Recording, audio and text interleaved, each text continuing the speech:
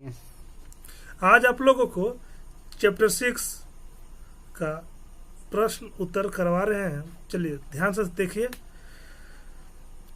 सुलह कुल का आदर्श क्या था, इसे किस प्रकार लागू किया जाता है। समझ में आ रहा बात को? और जो मेरे वीडियो पे नए हैं वो मेरे चैनल को सब्सक्राइब कीजिए, अब बेल आइकन को दबाना ना भूलें, ताकि जब भी मैं कोई नया वीडियो डालूं आप तक जरूर पहुंच जाए। आंसर देखिए, सुलह कुल की नीति। अकबर ने सुलह कुल की नीति अपनाई। इसका अर्थ होता है सबसे शांति रखने का सिद्धांत, यानी सबसे शांति रखने का, न बहुत ज्यादा शांति रखने का सिद्धांत को सुलह कुल बोला जाता है। अबुल फजल सुलह कुल के आदर्श को प्रबुद्ध शासन की, समझ में आ रहा, शासन की आधारशिला मानवता था, यानी आधारशिला मानता था, मानवता नहीं है, ये मानता था। सभी अधिकारियों को प्रशासन में सुलह कुल की नीति अपनाने का निर्देश दिए गए। जितने भी अधिकारी थे उन लोगों को सुलह कुल की नीति अपनाने के लिए क्या किए गए, निर्देश दिए। ठीक है, चलिए अगला प्रश्न की ओर चलते हैं। अकबर ने जजिया कर क्यों समाप्त किया? दो कारण बताइए। जजिया कर आप लोग को पता होगा कि जजिया कर क्या होता है। जजिया कर होता है गैर मुसलमानों से धार्मिक टैक्स को जजिया कर कहा जाता है, यानी धार्मिक स्थान जाने के लिए जो टैक्स दिया जाता था उसको जजिया कर कहते थे, सिर्फ मुस्लिम को छोड़ करके। ठीक है, आंसर है अकबर ने जजिया कर समाप्त किया। इसके दो कारण निम्नलिखित है। पहला कारण जो है, अकबर की राजपूत नीति का मुख्य उपदेश मुगल साम्राज्य का विस्तार करना था।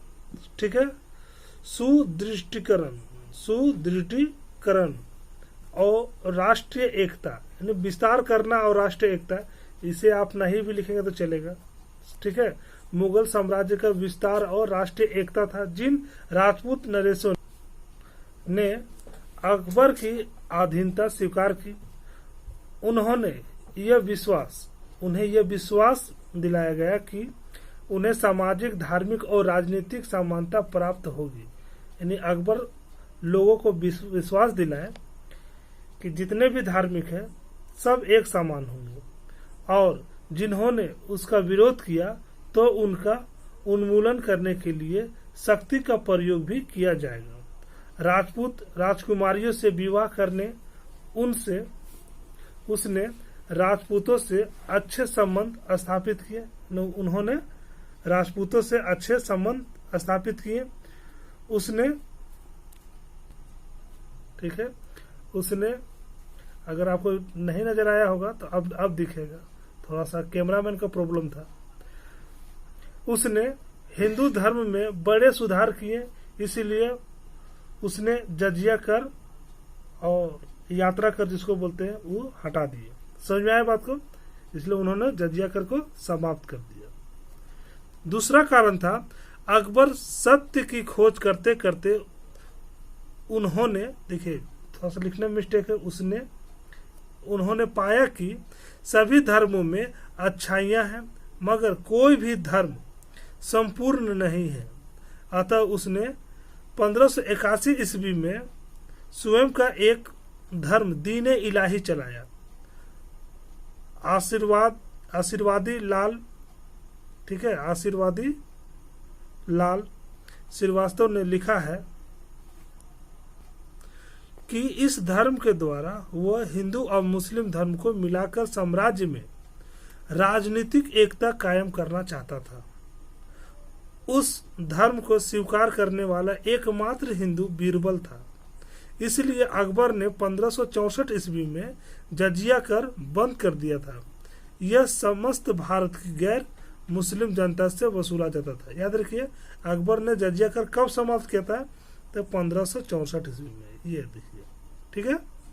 चलिए अगला प्रश्न की ओर चलते हैं। अकबर ने यात्रा कर क्यों समाप्त किया? दो कारण लिखिए, वही कारण था। ठीक है, अगर शॉर्ट में आएगा तो पहला है राजपूतों से वैवाहिक संबंध के कारण, और दूसरा अकबर के धार्मिक नीति के कारण। ठीक है, चलिए, प्रश्न है मुगल कालीन केंद्रीय प्रशासन की प्रमुख विशेषता का वर्णन करें। क्वेश्चन को पहले समझिए कि मुगल कालीन केंद्रीय प्रशासन की मुख्य विशेषता का वर्णन करने के लिए बताने के लिए बोल रहा उस समय का प्रशासन का। आंसर में आइए, आईने अकबरी से अकबर कालीन प्रशासन व्यवस्था का वर्णन मिलता है। तुर्क मंगोल सिद्धांत मुगल राजतत्व का सिद्धांत था। राहुल संस्कृतियान बताते हैं कि तैमूर और उसके वंशज बाबर पैगंबर मोहम्मद के अनुयायी थे, लेकिन जहां तक राजनीतिक और युद्ध नीति का संबंध था वह मोहम्मद की शरीयत के ऊपर चंगेज खां जो मंगोल के थे के यस्सा को मानते थे। मंगोल राजतत्व का विभिन्न जातियों का सहयोग लेने संबंधी सिद्धांत अकबर ने राजपूत का सहयोग लेकर अपनाया। हुमायूं ने तुर्क राजतत्व के सिद्धांत का अनुसरण करते हुए बादशाह की पृथ्वी पर ईश्वर की छाया जिले इलाही माना। अबुल फजल ने अपने इतिवृत्त अकबरनामा में बादशाह को खुदा से निकलने वाली रोशनी ठीक है फर्द इजदी माना, जिसे स्वयं ईश्वर ने पृथ्वी पर भेजा है। राज्य प्रमुख होने के साथ साथ बादशाह धार्मिक प्रमुख भी था। बादशाह प्रधान, सेनापति प्रधान, न्यायाधीश एवं इस्लाम का संरक्षण था। इसके अतिरिक्त मुगल प्रशासन में वकील, दीवान या वित्त मंत्री, मीर बख्शी, प्रांतीय शासन एवं जिला प्रशासन आदि महत्वपूर्ण थे। ठीक है, चलिए अगला प्रश्न की ओर चलते हैं। अगर ये प्रॉब्लम होगा तो ये फर्द ही है या कर्द, लेकिन आप ध्यान दीजिएगा थोड़ा सा। प्रश्न है अकबरनामा पर टिप्पणी लिखें। चलिए ये अच्छा प्रश्न है, अकबरनामा पे टिप्पणी लिखें। आंसर देखिए, अकबरनामा को बीच में लिखिएगा, उसके बाद टिप्पणी लिखना शुरू कीजिएगा। अकबरनामा, अबुल फजल ने अकबर की आकांक्षा की प्रत्येक कसौटी पर खड़ा उतरने के उद्देश्य से अकबरनामा का सृजन किया। इसका तृतीय खंड आईने अकबरी सर्वाधिक महत्वपूर्ण है। ठीक है, आईने अकबरी जो है वो सबसे ज्यादा महत्वपूर्ण है। इसमें अकबर कालीन छोटी से छोटी सूचना दी गई है, इसलिए इसे अकबर कालीन गजेटियर कहा गया है। अकबरनामा का अंग्रेजी अनुवाद श्रीमती हेनरी बेबीज ने किया।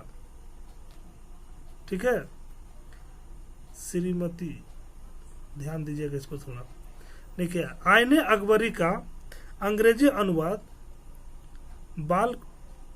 ब्लॉकमैन एवं जैरेट ने किया।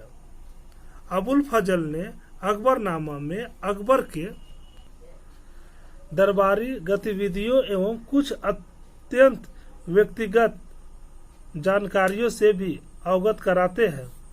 निष्कर्षतः हम कह सकते हैं कि ये मुगल कालीन इतिवृत्त तत्युगीन इतिहास लेखन के अत्यंत ही महत्वपूर्ण स्रोत है। समझ में आ रहा है? ये अगला प्रश्न है, इतिहासकार धार्मिक परंपरा के इतिहास का पूर्ण निर्माण करने के लिए किन किन स्रोतों का उपयोग करते हैं? आंसर देखिएगा, अबुल फजल का अकबरनामा, अब्दुल हमीद लाहौरी का बादशाह नामा एवं गुलबदन बेगम का हुमायूं नामा आदि महत्वपूर्ण इतिवृत्त है। ठीक है, अच्छा, इतिवृत्त का मतलब होता है किसी के बारे में जीवनी लिखना, जो दरबार में रह करके उनके साथ रह करके उनकी कार्य ये सब देख करके उनके बारे में लिखना। ठीक है, इतिवृत्त है जिनसे हम मुगल कालीन इतिहास का पुनर्निर्माण कर सकते हैं। अकबरनामा एवं बादशाहनामा की सर्वप्रमुख विशेषता यह है कि इनमें इनके इतिहासकारों ने मुगल कालीन राजनीतिक, धार्मिक स्थिति, अर्थव्यवस्था एवं परंपराओं को न केवल लेखन द्वारा बल्कि चित्रों द्वारा भी दर्शाने का प्रयास किया है। ठीक है। प्रत्येक पांडुलिपि में औसतन 150 चित्र है, जिनमें लड़ाई, घेराबंदी, शिकार, इमारत निर्माण एवं दरबारी दृश्य आदि प्रमुख है। बादशाहनामा में बादशाह का झरोखा दर्शन करते हुए चित्र बनाया गया है। इसी प्रकार बादशाहनामा में दारा शिकोह के नादिरा के साथ हुए विवाह के चित्र दिए गए हैं। इसी प्रकार अकबर नामा में फतेहपुर सिकरी में सलीम के जन्मोत्सव ने जन्म को चित्रित किया गया है। यानी जन्म में जो उत्सव बनाया गया था, जन्मोत्सव को चित्रित किया गया है। कुछ चित्रों में शेर एवं बकरी को साथ साथ बैठे दिखाया गया है। लोग प्रशंसापरक, ठीक है, प्रशंसापरक इतिहास लेखन के लिए मुगल कालीन इतिवृत्तों की कितनी ही आलोचना करें, मगर इन इतिवृत्तों की मदद के बिना मुगल कालीन इतिहास का पुनर्निर्माण नहीं हो सकता। समझ में आया बात को? चलिए अगला प्रश्न की ओर चलते हैं। प्रश्न है, मुगल दरबार में प्रचलित अभिवादन के 2 तरीके का उल्लेख कीजिए। आंसर लिखेगा, पहला है सिजदा, जो घुटने पर बैठकर किया जाता था। दूसरा है पायबोस, सुल्तान के चरणों को चूमना होता था। अगला प्रश्न है, मुगल शासन में भूमि कर का निर्धारण किस प्रकार होता है? आंसर है, अकबर भू राजस्व नकदी के रूप में प्राप्त करना चाहता था। इसी उद्देश्य से उन्होंने विभिन्न क्षेत्रों के लिए नगद भूमि कर की सूचियां तैयार कराई, जिन्हें दस्तूर कहते हैं। प्रत्येक दस्तूर में सभी तरह के अनाजों के प्रचलित भावों का लेखा जोखा रहता था। वर्ष में 2 बार भूमि कर एकत्रित किया जाता था। प्रथम जब रबी की फसल कटने वाली होती थी, और दूसरी बार उस समय जबकि खरीफ की फसल पककर तैयार हो जाती थी। ठीक है। चलिए अगला प्रश्न की ओर चलते हैं। रैयतबारी व्यवस्था क्या थी? रैयतों ने हिंसक रूप क्यों लिया?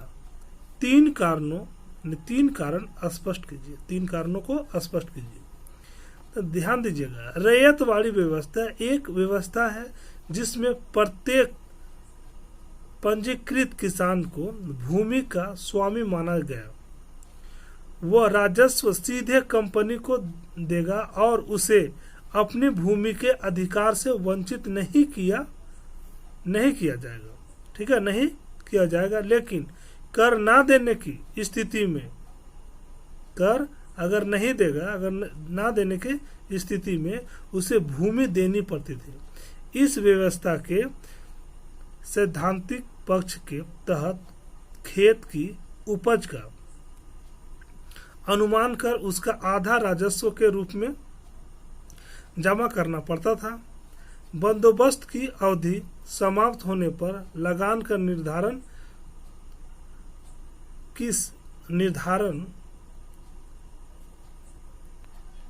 किस्तों से होता था। यानी समाप्त होने पर लगान का निर्धारण किस्तों से या किसानों से किया जाता था। अतः रैयतों ने हिंसक रूप ले लिया। इसके 3 कारण निम्नलिखित थे, यानी है। पहला, रैयत की इच्छा अनुसार खेत न देकर कंपनी के पदाधिकारी उन्हें अन्य खेत में काम करवाने के कारण, यानी उसको खेत ना देकर दूसरे खेत में काम कराने के कारण। दूसरा, भूमि कर बढ़ाने के कारण, जिससे कृषक वर्ग अपनी भूमि साहूकार के पास रखकर ऋण लेते थे और ऋणग्रस्त यानी कर्जा में डूबने से जाल में फंस जाते थे, यानी कर्जा में डूबते थे। ठीक है, ऋणग्रस्त के जाल में फंस जाते थे। कृषक वर्ग कर नहीं दे पाने के कारण, तीसरा जो पॉइंट है वो है कृषक वर्ग कर नहीं देने, टैक्स नहीं देने के कारण उनसे भूमि छीन ली जाती थी तथा राजस्व वसूली करने के लिए कंपनी के अधिकारी रैयतों पर अत्याचार करते थे। इसलिए रैयतों ने हिंसक रूप ले लिया। ठीक है, अगर मेरा वीडियो आप लोगों को अच्छी लगी हो या कुछ नॉलेज मिला हो तो मेरे वीडियो को जरूर लाइक कीजिएगा और शेयर कीजिए, सब्सक्राइब भी कीजिएगा। ठीक है, वीडियो देखने के लिए बहुत बहुत धन्यवाद। Thank you.